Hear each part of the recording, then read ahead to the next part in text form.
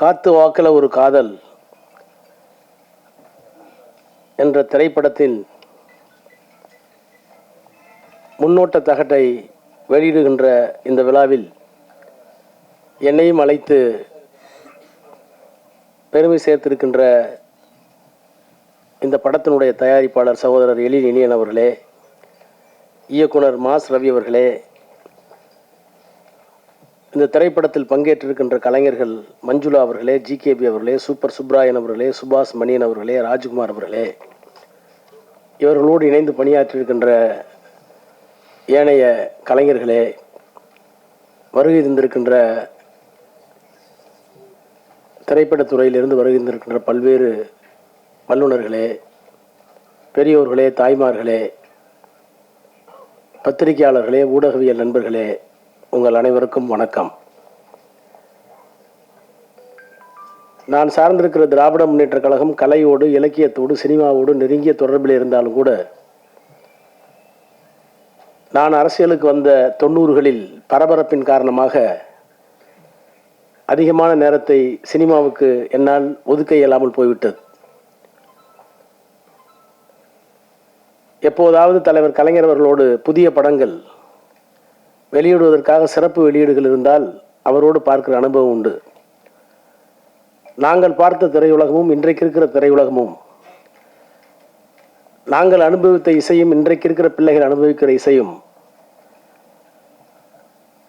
இருவேறு உலகத்தில் இருக்கின்றனமோ என்கின்ற அளவிற்கு இன்றைக்கு திரையுலகம் வளர்ந்திருக்கிறதா, முதிர்ச்சி அடைந்திருக்கிறதா, அல்லது சிலர் செல்வதைப் போல சீரழிந்திருக்கிறதா என்பதையெல்லாம் நான் மிகப்பெரிய ஆய்வுக்கு எடுத்துக்கொள்ளாதவன்.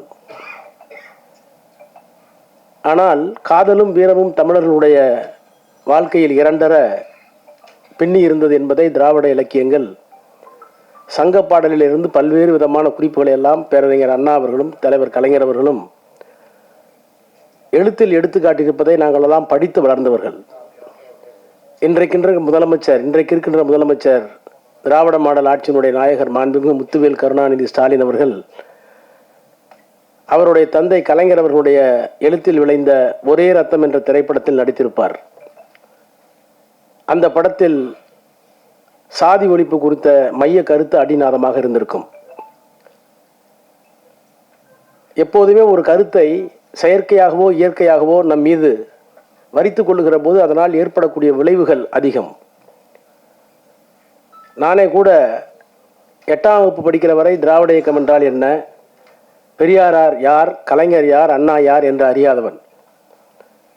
ஏதோ ஒரு பேச்சு போட்டிக்காக என்னுடைய தமிழாசிரியர் ஒரு தலைப்பிலே அவர் எழுதி கொடுத்த அந்த வாசகங்களை பேச போய் அதனால் நான் பரிசு பெற்று அதற்கு பிறகு அண்ணாவை, பெரியாரை, கலைஞரை, அவர்கள் வாயிலாக சங்க இலக்கியத்தை, திராவிட பண்புகளை எல்லாம் அறிந்து இன்றைக்கு 6 முறை நாடாளுமன்ற உறுப்பினராக, 3 முறை ஒன்றிய அமைச்சராக, அதிலே வரக்கூடாத மிகப்பெரிய சோதனை வந்து அதை எதிர்த்து நிற்கக்கூடிய மன வலிமை உள்ளவனாக நின்றிருக்கிறேன் என்றால் அதற்கு காரணம் திராவிட இயக்கம் தந்திருக்கின்ற கலை, இலக்கியம், அரசியல் என்கின்ற அந்த உணர்வு தான். அந்த அடிப்படையில் இன்றைக்கு இருக்கிற முதலமைச்சர் நடித்த அந்த ஒரே ரத்தம் திரைப்படம் கூட மிகப்பெரிய தாக்கத்தை என்னுள்ளே ஏற்படுத்தியது. ஆனால் இந்த படத்தினுடைய கதை என்னவென்று நான் கேட்டேன். இந்த முன் வெளியிட்ட தகடை பார்க்கக்கூடிய வாய்ப்பை பெற்றேன். நான் முன்பே குறிப்பிட்டதைப் போல கலை, இலக்கியம், காதல், வீரம் எல்லாம் தமிழர்களுக்கென்று இருக்கின்ற தனி செம்மாந்த விழுமியங்கள். எங்குற்றான் உந்தன் மகன் என குரல் கேட்ட தாய்க்கிழவி, பொங்குற்ற துயர் அடக்கி புலி போன இடம் நான் அறியேன், போர்க்களம்தான் போயிருக்கும், புலி இருந்த குகை இதுதான் என்று தன் வயிற்றை சுட்டி காட்டிய தமிழ் என்று கலைஞர் எழுதினாரே, அந்த கலைஞர் தான் ஏறு தழுவுதல் ஆடவருக்கு அழகு, அவர் வாயில் வெற்றிலை, சேறு தடவுதல் மகளிருக்கு அழகு என்று காதலையும் சொல்லியிருப்பார். அப்படி காத்து வாக்கில் ஒரு காதல் கதையை கேட்டபோது 2 உண்மையான காதலர்கள் சந்திக்கின்ற தடையை, அதுவும் ஒரு குறிப்பிட்ட சூழலில் பூகோள பகுதியிலே வாழுகின்ற அந்த பகுதியில் இருக்கின்ற தடைகளை எல்லாம் தாண்டி வருகின்ற அந்த ஓட்டத்தை இங்கே தந்திருக்கிறார்கள் என்று சொன்னார்கள். சினிமாவாக இருந்தாலும், கலையாக இருந்தாலும், இலக்கியமாக இருந்தாலும், சமூகத்தில் இருக்கிற புழுக்கத்தை, சமூகத்தில் இருக்கிற கொதிப்பை வெளியே கொண்டு வந்து அவற்றை தீர்க்கக்கூடிய ஒரு தீர்க்கமான ஆயுதமாக இருக்க வேண்டும் என்று விரும்புகிற இயக்கம் திராவிட இயக்கம். காதல் கவிதையை பற்றிய பல்வேறு கருத்துக்கள் உண்டு. The longest love poem of the loftiest endeavour can be condensed in those few words that I love you and I will love you for ever என்று எலியட் சொல்லுவார். உலகத்தில் இருக்கிற எத்தனையோ காதல்களை எல்லாம் சுருக்கி வைத்து பார்த்தால் ரெண்டு விஷயம்தான். உன்னை நான் காதலிக்கிறேன் அல்லது நான் காதலித்து கொண்டே இருப்பேன்.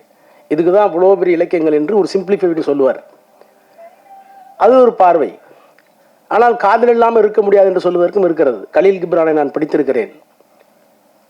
லெபனான் பள்ளத்தாக்குகளில் சைப்ரஸ் மரங்களின் ஊடே என் காதலியின் கல்லறையை கடந்து செல்லும் என் பால்யகால சிநேகிதர்களே, உங்கள் காலடி சத்தம் மெதுவாக இருக்கட்டும், அதை கேட்டு என் காதலி கண்விழித்து போல போகிறாள் என்று கதறிய அந்த காதலனை கலீல் கிப்ரானில் நான் படித்திருக்கிறேன்.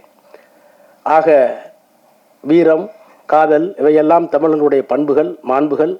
அந்த மாண்புகளில் இருக்கிற ஒன்றை இன்றைக்கு இருக்கின்ற சாதியம், இன்றைக்கு இருக்கிற அரசியல், இன்றைக்கு இருக்கிற பொருளாதார வேறுபாடு, இன்றைக்கு இருக்கிற மதவெறி இவைகளையெல்லாம் எதிர்த்து ஒரு காதல் வெற்றி பெற வேண்டும் என்று சொன்னால் அதற்கு இளமை மட்டும் காரணமல்ல, அதையும் தாண்டி நல்ல மனப்பக்குவமும் இந்த சமூகத்தை புரிந்து கொள்கிற ஆற்றலும் வேண்டும் என்கின்ற அந்த உணர்வோடு இந்த படம் எடுக்கப்பட்டிருக்கும் என்று நான் நம்புகிறேன்.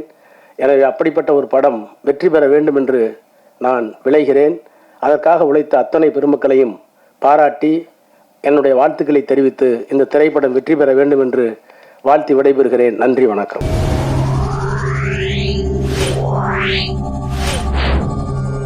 Yeah.